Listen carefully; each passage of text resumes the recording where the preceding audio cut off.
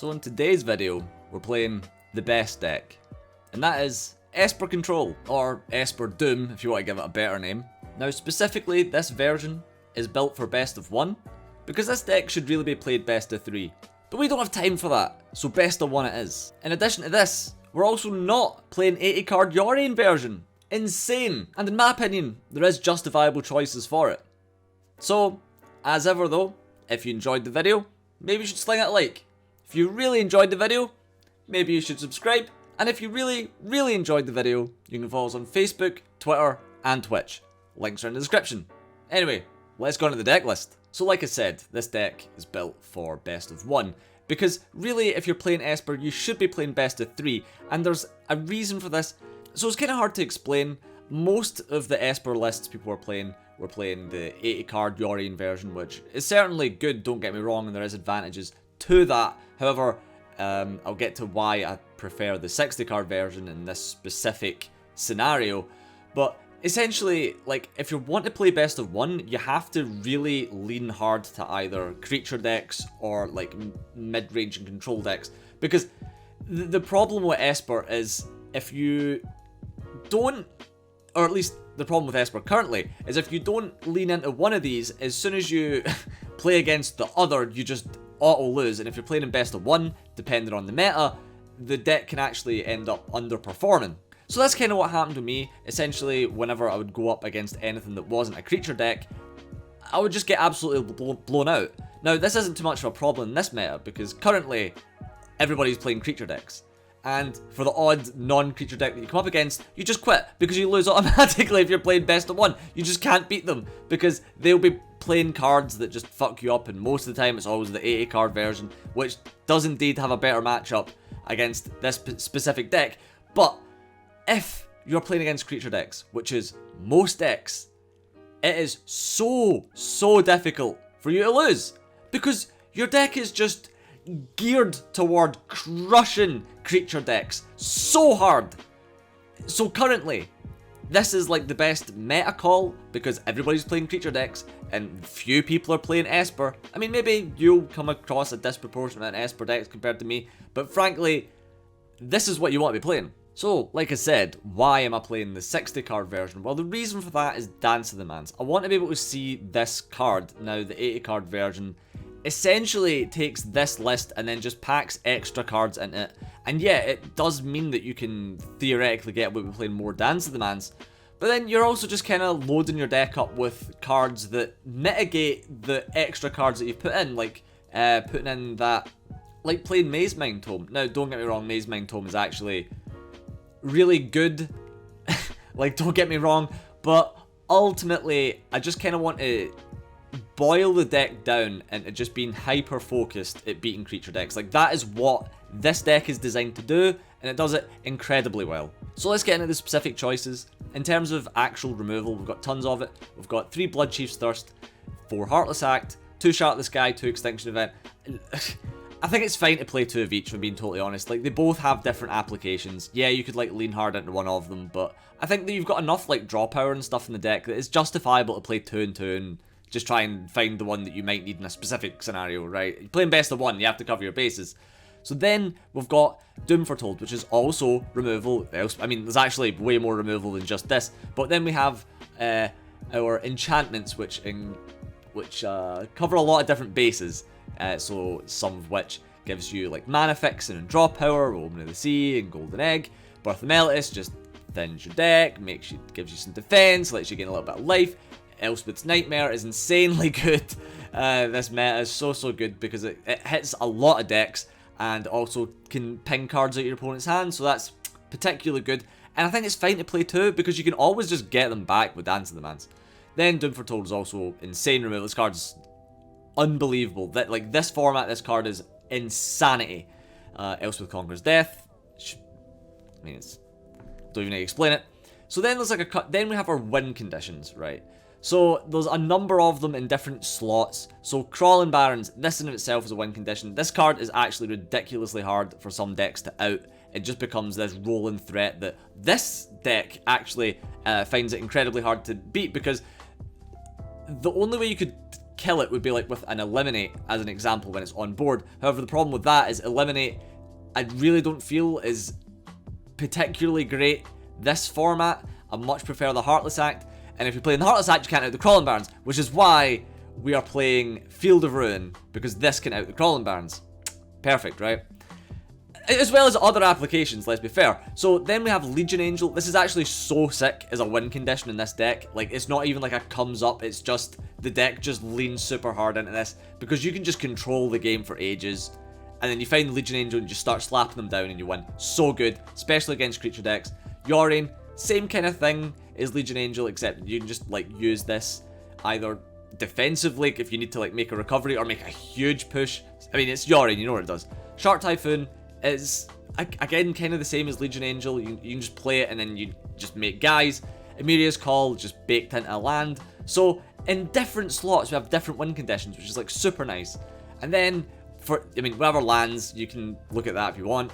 And then we've got like a 1 Jwari Disruption, 1 Seagate, just because I can play them, gives me like a little bit of coverage, but like it is what it is, like it's not a super big deal. The land slots are fairly flexible, but so far, I mean, this has felt pretty decent in terms of like overall land coverage, so I would lean into this, frankly. But that is Esper built for best of 1. So now, let's go into the gameplay and analyse the results of this deck. So we're just going to jump straight into the first game, and the first game is actually against Abzan counters. Now, I think that deck is actually pretty decent, and this deck is like, theoretically has a, like a, not a bad, it doesn't have a bad matchup against it, but because we're playing the Heartless Acts, it's like the worst of the creature matches that we could have, because theoretically, if you can put a bunch of counters on a guy, or multiple guys, that is like an issue. But obviously, like, you can't put counters on everything every turn, so even the Heartless Acts are still basically useful, especially if we're getting rid of the Conclave Mentor in case he's like buffing other things up. And you know, we've got plenty of other removal. Like, our hand is clearly really stacked here, and we can afford to take like a few hits, which is something about this deck, is like the amount of recovery you have, like kind of like mid game for like 4 or 5 lands onwards. You got like really good recovery. You can get back a bunch of life by recycling eggs, stuff like that, so don't really need to worry. And you know, Extinction Event really coming in clutch here. Now, I make the mistake in this game for not immediately getting rid of the Shambling Swarm, but he keeps putting down threats that I don't like. I need to get rid of the fucking the Bashery's Lieutenant, obviously, and the Shambling Swarm isn't affected by the Elspeth Conqueror's death, so really I should have just got rid of the Shambling Swarm like ASAP. But I also only had 1 black mana, so that was like an issue as well. I could have played around this by like playing an egg and just like, but you know, I also want to take 5 damage this turn. Like, you can see that I'm put in like a really shitty position currently. Now, I think that theoretically I could have played the egg, and then that would have given me the mana fixing that I need to also just go like egg, Bloodchief's Thirst, or like just double Bloodchief's Thirst and kill both of them, killing the Shambling Swarm first, and he would only be left with 1 token. So just remember that that's like theoretically like a thing that you can do, and I think that that was like a misplay there. See, this is what I like about this particular format. I can go back and look at the specific plays I'm making and be like, no, that was a misplay. So if it comes up for you, you know what to do. So, here is one scenario where Heartless Act is so good against this particular deck, because hitting the Grakma, you just remove 3 counters from it, and then it dies because it's on 0 toughness, but because it's got 0 counters, it doesn't make a guy, because it makes 0 guys. So that's pretty cool. And as you can see, like, I'm kind of massively misplayed around the Shambling Swarm, because now I need to deal with these 3 tokens, and this one thing this deck will struggle against is tokens, because Doom Foretold does not work against tokens. Now, I guess playing the Doom Foretold just now, obviously like I have to, but now my current trajectory is like, right, I just need to keep eating eggs over and over again. The good news is I've got the Dance of the Manse, so that's like fine. I can just play eggs, crack them, get them back. I'm not really in the worst position ever. It's just making sure that I don't die. And then, you know, he gets rid of that, and that's like, ugh, an issue. But we do get the Yorion, so it's not like the worst thing ever. I've got like a blocker, I can draw cards and stuff from it, so I don't feel too bad in this scenario. So up to Dance of the Manse. Now remember that you don't need to like Dance of the Manse like, for game. Like, you can always just, like, you know, you don't need to play it for, like, the full 8 mana, so they come back as guys. You can just play them to get back a bunch of enchantments, and, like, Dance of the Manse is still really, really good for doing that. And obviously I was able to get back a Doom Foretold, which was, like, incredible. Like, that's, like... I mean, you can see I'm not really struggling, if I'm being totally honest. Like, I've got 2 life, and it must be frustrating for our Manse over here to not be able to game me through it, but it is what it is, bro. Just play a better deck. And, I mean, this deck, like, the Esper decks just can garner so much advantage, especially with... I mean, I've not even played the Treacherous Blessing, but damn if I had. So here's, like, an interesting thing where I can still crack eggs and then play Dance of the Manse, like, again, if I really have to. Obviously, I don't, but, you know, I could. And then it just quits. Now, this wasn't even necessarily game there, because... I mean, it was, basically, but he could have drawn some kind of threat, but he wasn't having it. So, another creature deck, and it is, we play like a very heavy, like, hand control variant of Rakdos, which, I mean, I respect it, don't get me wrong, but ultimately, this, the reason why I picked this particular footage is just a testament to show you just, like, how much advantage this deck can, like, generate through a deck that is specifically designed to whittle away your opponent's resources. So he played the night guy that, like, burns you and draws each player a card, and the reason why I didn't kill it immediately was like, well, I'm fine for I'll take, like, a free, like, draw a card, take 1 damage. The logic being is that I feel that I can put that 1 card to better use than he can put any of his 1 cards to better use. And already, like, comparing the resources available to both players, like, I'm pretty up, to be honest. Getting, like, a Doom Foretold out on curve, very nice. Very, very nice. And even as, like, Croxes just aren't a threat to me, like, if I'm being totally honest. Especially with stuff like Doom Foretold, like, okay, bring it back, but then it just dies. So, it is what it is, bro. So this, I was, like, really deliberating, like, what to do here, because I was very much like, is it worth, like, so the reason why I didn't bring it in untapped was, if it was a black land I would, because then I would be able to play Heartless Act on his turn, but because I wouldn't really have anything to play on his turn aside from the Omen of the Sea, I just didn't feel that the 3 life was worth playing the Omen of the Sea. And I think that is, like, pretty fair, because, you know, Rakdos does get, like a little bit of burn here or there, so just wanted to stay as healthy as possible. And I'm not in a position where, like, I had to play Omen of the Sea on his turn. You know, I'm pretty stacked for resources, so I just didn't really mind. So the funny thing is like, he's using a Heartless Act on a token. Now you need to remember that token was free from Doom Foretold. I drew a card off the Doom Foretold, he discards a card. So essentially, like, he's discarded 2 cards off Doom Foretold, as well as, like, Doom Foretold was removal as well. It's just pretty fucked when you think about it that way. It's, like, really amazing value. Unbelievably, the board wipe I felt was, like, the weakest card in my hand. Didn't want to get rid of Legion Angel, because that's, like, that is my push to win the game. So, and, you know, Omen of the Sea just can help me set up for better things. So it is what it is. And I felt that, like, using a board wipe, so say I got rid of the Heartless Act, I'd be using a board wipe to get rid of 1 Croxa, and then I wouldn't be able to play the Legion Angel, so I'm like, right, well, I can just play the Heartless Act instead.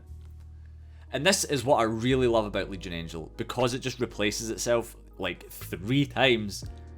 Like, they use removal on it, and it's almost like you're discarding a card out their hand at the worst. It's because when you look at it that way, it's like, goddamn, insane value.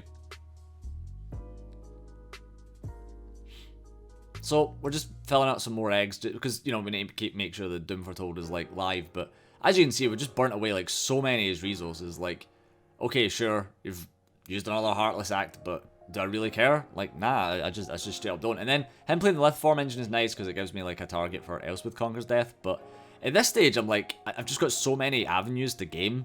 Like, I don't really care if he plays Croxa, but I decided to just be like, right, okay, let's just make him quit and not have to play through all this. Just go bang, bring it all back. That's surely game, right? And I I can't remember if he quits or not. I guess he must quit. There's no way. I mean, look at this. This is insane. The fact he's not like straight up quit. Like, what can he hope to draw that plays through this? What, Fiber Jar? Fiber Jar is funny, by the way. And there you go, there's a quit. Finally. Took him long enough. The sheer audacity of some people in Diamond, I'll tell you that. It's funny, the people in Platinum and Gold quit immediately as soon as they're losing. People in Mythic quit because they know that it's just game, right? They've got the foresight. People in Diamond, though, they are clinging to life. So now we are playing against some Rogues, and Rogues is an interesting matchup because it's like kind of a creature deck, kind of like a control deck, but it's enough of a creature deck that your cards are live. The problem with this deck being a control deck is that you've got, well, this deck being like a control for a creature deck, I guess, is so many of your cards are just like straight up creature removal that it just, as soon as they start playing a control deck, you're like, right, none of my cards affect their deck at all, and they can just do whatever the fuck they need to set up for. And then they've accrued so many resources that as soon as you do have like a card to make a push with, they're just like, yeah, get rid of it. So that's the problem why you just straight up, like, if you play against Esper, quit. Just quit. It's not, it's honest to God, it's just not worth playing. But you won't see that very often, if I'm being totally honest. So, like, my win rate with this deck, really, really high. Like, something like at least 75%. And that's only losing to Esper, and like, I got massively rushed down by a Dimir Rogues deck. So this game was off to a particularly slow start.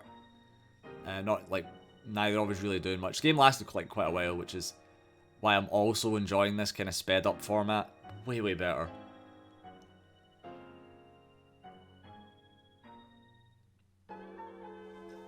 So, as you see, again, still nothing much, which is why I'm like, right, well, play the Crawling Barrens, because realistically, that's probably going to be something I can capitalize on.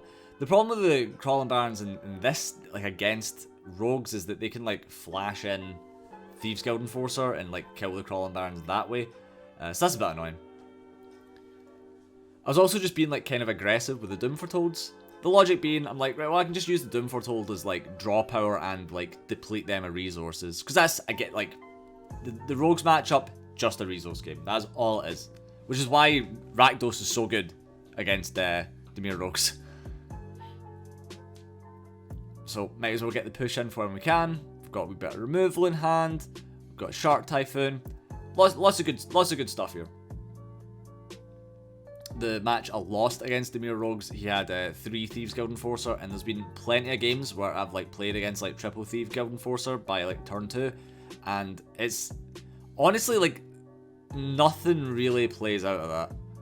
Like you can obviously, but it's really difficult. There's so much aggression in like a play like that. It's really horrible. Now, this was really something on his part, because he had, like, this happened twice, where he called the Death Dwellers out 2 things that has just died, and I'm just sitting there like, oh my god. It was just constant, so I had, like, a bit of a grind with this deck, but at no point did I feel like I wasn't able to win it. At no point. I also feel like the lands ratio in this deck has been absolutely perfect. Like, at no point have I felt like I'm, like, flooding or screwing, which is a really odd thing to say, and I don't really understand where that dynamic comes from particularly, but here we are getting some good value out of this Extinction Event, although when you think about it, it's actually kind of bad value, because it's like a 1-for-1 with the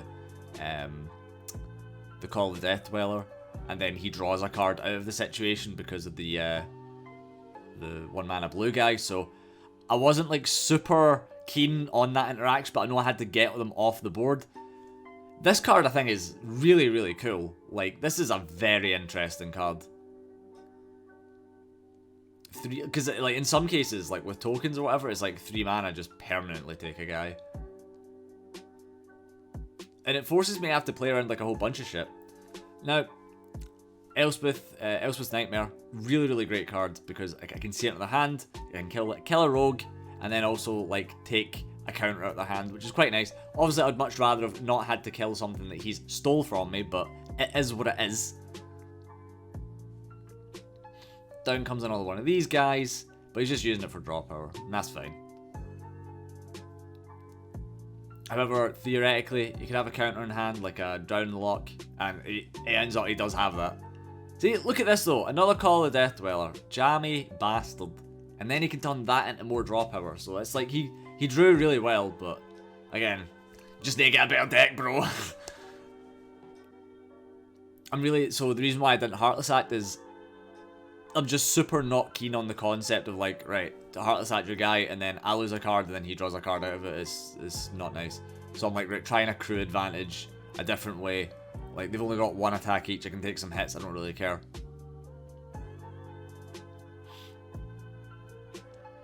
The reason why I took the anti-cognition as well is because well, then obviously can't use it, but he had like the mana open for the anti-cognition, so I took that out of his hand and that allowed me to play the Yorion. If I didn't take that, sure, he can't play the didn't say please, but he could have anti-cognition the Yorion and that would have been kind of shit. Although I'm also not sure, like I only saw counter target creature and I was like, right, get rid of that. I'm not really sure if actually, I can't remember what it does, so. But it was probably the right play, right? It was the thing that was most playable in his hand. Now the cool thing about this though is as long as you get Dance of the Manse, he kind of just fills your grave up with your win condition for you, so it's kind of cool, I guess. And obviously these Bloodchief Thirsts are like so good against rogues, such efficient removal. Even if they counter it, it's like, right, well, I can still just get on with the rest of my turn because it only was 1 mana. This is like, this just puts you in like a kind of sucky scenario because it's like, I don't really want to use any of these cards on his one guy. Really, I wanted to put him in a position where he wants to just get rid of his, I cannot remember what this thing is called, and I can't see it from the name from the preview screen. But I just want him to get rid of it naturally and add a card to his hand. So say he like replaces that with a guy, and I'm not ditching a card out of my hand to like force it, out. Then it's way better because then I can just kill the thing that he draws with it, and it's way better value. As I said, only 1 damage, so it just does not matter. Looking back into his hand, I can then be like, right, well, let's take the counter of the problem being, is he also has Doesn't Say Please, and Drown in the Loch, so I'm kind of fucked either way. It's quite annoying. But the point is that I've got so much more resources than him, just because of how sweet this deck is. It doesn't really matter. Oh wait, that was the Exile Grave effect, never mind.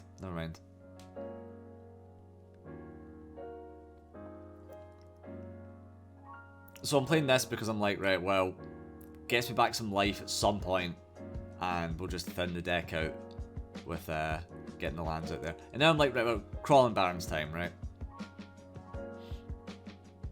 Now, oddly enough, I'm kind of happy with what happened here. Forces out a Thieves Guild Enforcer. As much as it costs me a land, it still just gets out of his hand. That's fine. Like, he does need to get rid of the Crawling Barrens, and that's probably his only out, if I'm being entirely honest. You might be able to Drown the Loch, I'm not sure. So he does Drown the Loch the Yorion, which does suck, but then it's like, right, okay, cool, get this thing gone, just set up the Doom Foretold, because that's obviously going to be an issue for him if he tries to put rogues down. So let's just try and wrap this game up ASAP, because at this point I want to eat something.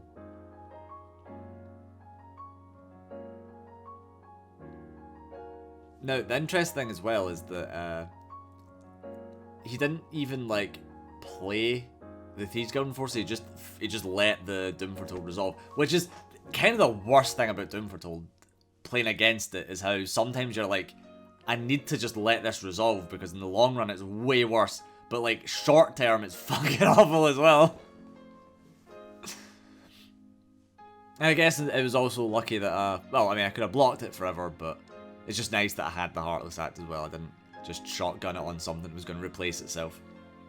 See, on stream I probably wouldn't have been thinking of these things. This guy would probably beat me.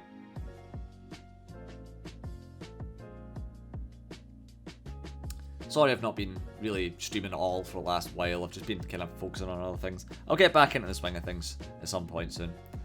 But here we go. This is like the epitome of what this deck kind of ends up doing. You just have tons of cards that all do something like fucking amazing, and they have one guy, and they're just sitting there trying to game you to 15 through this. Like, what are you doing? Just quit! Like, it's just wasting your time. Don't worry, it's gonna quit soon. We play the Emeria's Call. That's a game. Now, the thing is this guy actually, like, straight up waits for me to attack him. Like, just quit, bro. Just quit. You're wasting both our time. There we go. There we go.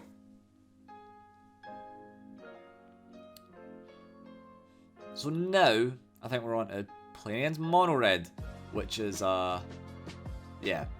So here I wanted to show you, this guy gets off to a really explosive start, and my hand is pretty slow, but we've got the advantage, we've got the board wipe, turn 4, which is always nice to see. And it's just going to show you the power, like, at no point did I feel like I could lose this game. At no point. And it goes on for quite a while, as well, like... I picked the longest game just to show you, like, how much you can grind through mono red with the deck. So I just find that's pretty interesting that you, like, can do that. And I don't have dropped a single game of mono red with this deck. Like, yeah, I guess it's, like, theoretically possible they could end up with, like, Torb and Embercleave at that point. But even then, you've got so much removal that it's, like, unlikely that's going to even be an issue. So you can see this is, like, a pretty explosive start, especially, like... I'm just like, right, okay, we're munching because this ain't looking great. But it's just quite funny, like, just straight up get the shot at this guy. Otherwise, I guess just the Extinction Event and leave him with the Fervent Champion. That's still okay. Obviously, I don't want to Extinction Event away, like, one guy. Like, I guess, like, I could, because I've got 2 of them. Must be nice to draw 4 board wipes in top 15. I tell you what, it is nice.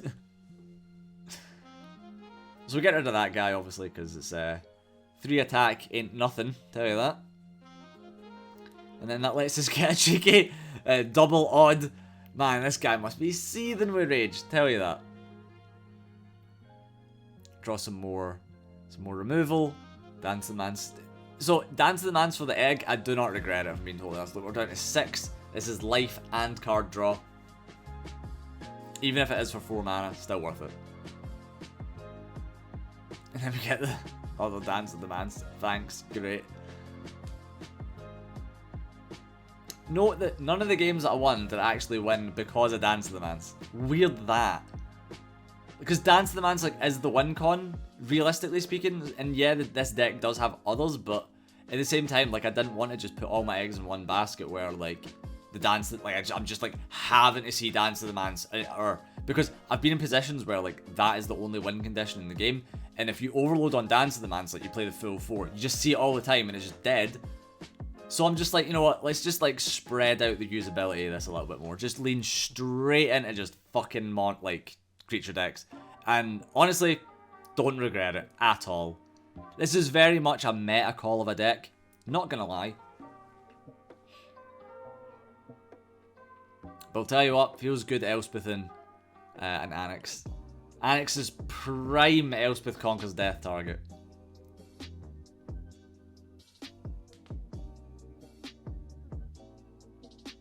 And look at this, I've still got an egg. He's still got an egg! Crazy. If I was this mono red player, I would be so frustrated. Look at the disparity in the land as well. Like, I've got like 9 and he's on 4. Hilariously, he could, like, cast Doom Foretold this turn, which would be so stupid. I guess part of me kind of wanted him to, like, play into me, like, flickering Elspeth, but it's fine. Now, if I was this mono red player and my opponent just played a Doom Foretold, I'd straight up been quitting at this point, like, easy peasy. But as you can see, like, at no real point did I feel threatened, like, at all. I mean, sure, right, any of those board wipes could still have just been, like, single removal and still been fine, because the Doom Foretold and everything else is just taking care of the rest of it.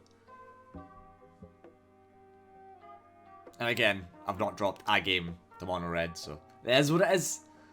And now we're going to get some good value with this Yorion, blinking some eggs. This is, like, so good.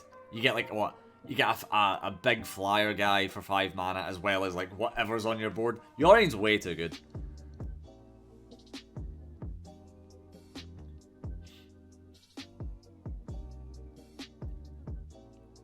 So obviously I'm kind of hoping he can play into the Elspeth. That'd be nice, but ultimately it doesn't matter. The problem that I'm faced with now is to just, like, I need to make sure, like, he dies in time, you know what I mean? Now, the fact that he's not quit, though, is just insanity. Like, how does he think he could win? What card? Like, what one card deals 7 damage in mono red? Because here's the thing, this is now game. Like, absolutely unequivocally game. And he doesn't quit. Like, just don't be that guy. Just quit. We've all got X time on this earth. And there we go. That's mono red. Easy fucking peasy. So this is actually, I want to show you a game that I lost against Esper. And I just want to point out all the aspects that I've mentioned so far about how the cards in my hand just don't really do anything. So, as an example, you play Doom Foretold and it gets rid of his enchantments, or their enchantments. Now, the problem with that is it puts them in the bin. And if the game goes on long enough, which it obviously is, if they see Dance to the Manse, they've put all their enchantments in the bin, and you just bring them out and attack me for game. Then also, so the cool thing is I've got the Legion Angel, but obviously, like, all his removal is live against my minimal guys, so he's, like, it's not like he needs to make any, like, informed decisions. It just goes, right, well, there's his guy, kill it. At no point can I get any, like, extreme value at the Elspeth's Nightmare. The Bloodchief's Thirsts are just straight up dead. They don't do anything. Now, like, I guess, like, his Glass Casket is dead as well. That's actually a card that could theoretically be like an okay choice in this deck as well as Glass Casket, but at the same time I also don't like Glass Casket because, like, you take their guy and then, like, if you Doom Foretold it away, they get the guy back, and I suppose Doom Foretold can then kill the guy as well, but nah, I'd rather just kill it immediately.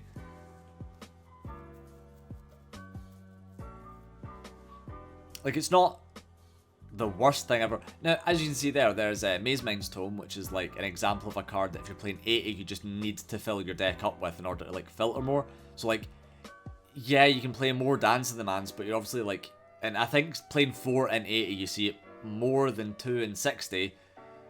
So, like, the ratio is, like, a bit weird, but I think I'd just rather play a more focused deck. And ultimately, like, this deck has been super consistent, draws really, really well. Again, against creature decks, you just can't lose.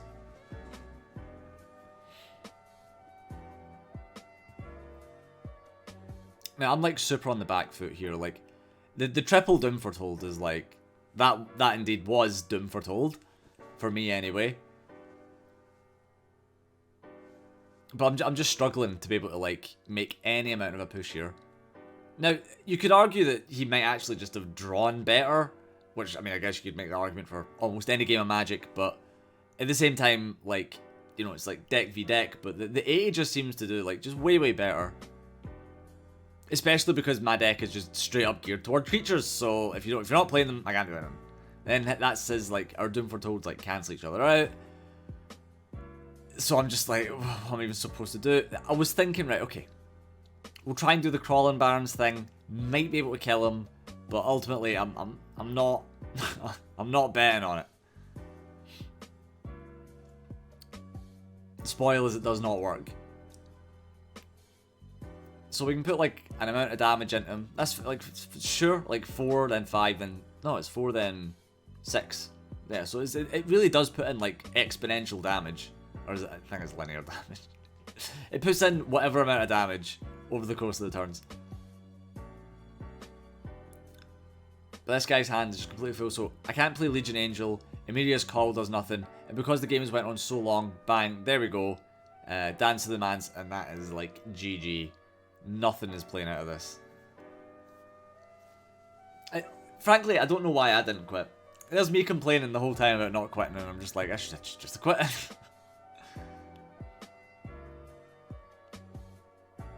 Why didn't I quit? If I'm being totally honest, I have no idea why I didn't quit. But at this stage, that's it. It's game. So anyway, guys, hopefully you enjoyed this video. I certainly enjoyed this one. I've been trying to get an Esper list out for like a while, which is why, like, at this point, like, it's so long since, like, Kaldheim's supposed to come out, and obviously I do not have the monetary resources to ever do historic decks, plus historic is a fake format, so it's also, like, irrelevant as far as I'm concerned. Yeah, I'm like not able to make historic content unless it's like very rare, so frankly, like, it is what it is, but it'll be standard only, and there's only so many standard things you can really put out, so I'm just kind of trying to make sure every deck I put out is primo quality, something I can put my stamp on and be like, yeah, take this to ladder, and it'll get you a mythic. I think that's kind of where I stand with this, is like, all the decks that I put up should theoretically be able to get you a mythic without any real, like, trouble, I think, as long as you're at least semi-decent at the game. And I can definitely feel that recently I feel like I'm getting better at the game. I'm way more mindful of the mistakes that I am making and trying to, like, rectify against them, so that's pretty good, and hopefully it'll rub off on you guys as well. Anyway, catch you later, see you in the next one.